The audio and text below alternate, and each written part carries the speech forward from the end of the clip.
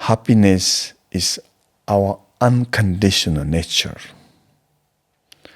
Of course, we also have a suffering nature, but the suffering is our conditional nature.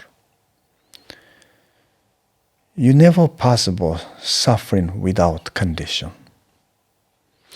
Is your suffering unconditionally, then you never possible free of the suffering forever.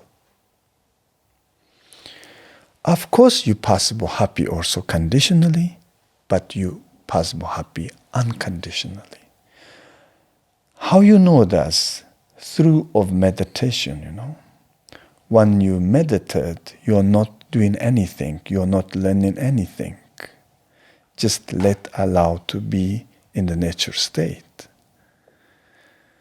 When you meditate, you possible feel good without any reasons, without compare, without competition.